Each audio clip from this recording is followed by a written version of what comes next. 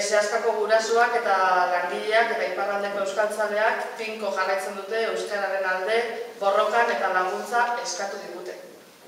Hegoaldeko ikastolei dei berezia egin ziguten urte honen hasieran ikastola bakoitzak bere ahalegina egin zezan beraien alde diru laguntzak lortzeko eta iparraldeko ikastolak eraso horietatik babesteko.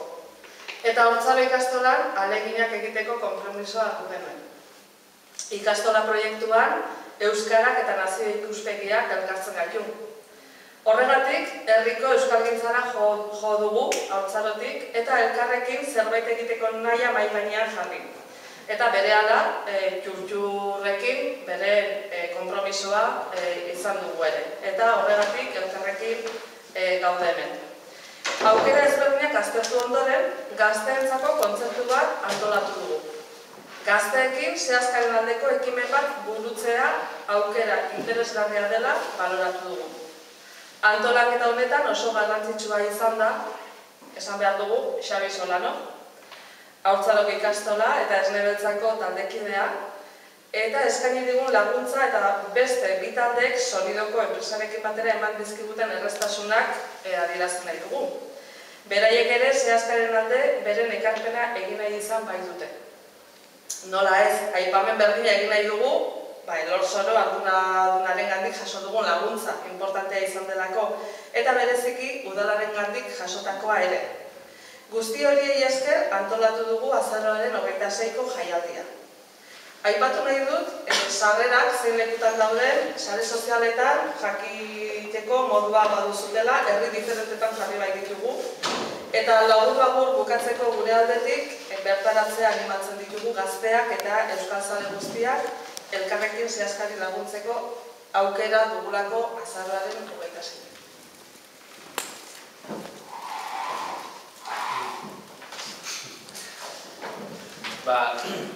Ni etorruna izan dira bakarrik, mil esker erraitea, mil esker biztan dena bihartzengo ikastolari.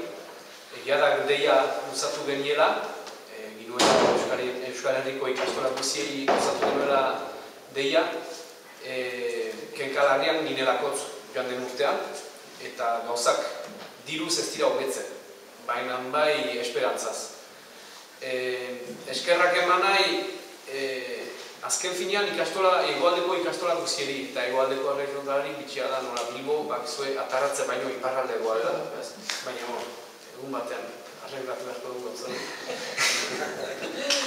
Eta jakin behar da, joan den urtean Arabatik, eta aurten ere Arabatik, Bizkaiatik, eta Gipuzkoa osotik jasan izan ditugula laguntza asko. Nafarroatik ere, joan den asteburuan ere, Sakanako ikastolekin ari ginen, Baso Nafarroko ikastolak zer montatzen dugunean karrekin, eta egiazko harreman bat bada. Eta egia da, ni poste naiz azken finean, Saskako kenkalarri horrek eman du berriz ere aukera zazpi Euskal Herrien banatzea. Eta hori gauza hona da, batzea, eta hori gauza hona da. Eta gaur, hori, eskerrak zinez Oiartzungo ikastolari, ez bakarrik gure deia entzuteagatik, deiak beti entzuten dira, baina deiatik ekintzetara pasatzea ez da baita ezpada erresa. Eta hortako, Xabi esbaldik zotzen gira, baina berari ere nahi bizkion eskerrak eman, entzuna baita askoin esker lanean ari zantzita da, hortako, zinez eskerrak. Gero ikastolen, iparraldeko ikastolen egoera, sinplea da. D eredua gure gain da oso-osoki. Jakin behar da, murgiltze ereduak bakarrik zehaskak duela eramaitean iparraldean. Eta bigarren datu importanta da iparraldean, gaur egun euskara eskoletan bakarrik, orduan ikastoletan bakarrik ikasten dela. Erran baita, transmisio familiarra gaur ez da gehiago egiten. Bi datu horiek kontutan hartuz, badakigu oraindik, 25 urtez jaitsiko direla euskaldunak iparraldean. Dakidanez gaur egun hartzen bali badugu Baiona bezalako hiri batean ehuneko 3 edo 2 badakite, oso gutxi da, baina Siberuan, nun uste dugun dena eder eta dena oso errez egiten den, eunetik 50 marra hori, marra horren beiti joango girela duten urteeta. Bietaik batek ez daki euskara siberua. Eta dakien horrek zaharra da, gainera. Errabaita 50 urtetik goiti ditu, edo 40 urtetik goiti ditu. Aurrek ez dakite siberuan euskara. Orduan, hor gainera bada beste zerbait. Iparraldeko ikastoletan euskalkia ere apusten dugu, ez dira osoki eta bakarrik batua zari. Siberutarrez ari dira. Orduan, ikastolak ez balu eramaiten lan hori, gainera siberutar euskalkia ere deseartuko zen. Eta, behar bada ez da grabe, baina gustu baiez. Zinez euskalki baten galtzea, gure nortasun baten partea galtzea da. Eta ilusio handiarekin nik ikusten dut alako kontzertu baten antolatzea, noazbait maiten digu sentsua ere, maiten digu iparrorratza gure borroka seitzeko. Ez da bakarrik negargarria, ez da bakarrik negar egiteko manera gauza hortan. Gaur egun dugun krisia, krisi positiboa da, aur gehiagi ditugulata.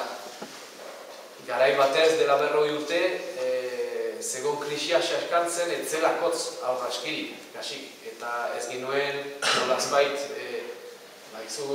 masa kritiko baten lortzen ekonomikoki ere ateratzeko. Hor gaur egun ez da hori.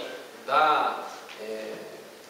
justu emendaki eta krisi bat orduan, hala ere, naiz eta aski iluna den egoera gaur egun, presenteak gaur egun iluna da, baina geroa asko zargiago izango da, eta ez dut duda izpirik ere zueli esker dela, nola denen artean egiten dugu plan hori. Beraz, mi esker.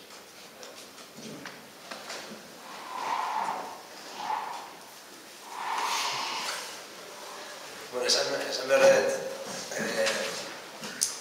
euskal taldeek ustetan egin behar deula horako lanak euskara aurrera egiteko, eta hegoaldean egitea festa bat iparraldeko zehazkai laguntzea, ere dutzat hartu behar deula hegoaldean euskal talde guztiak, ez?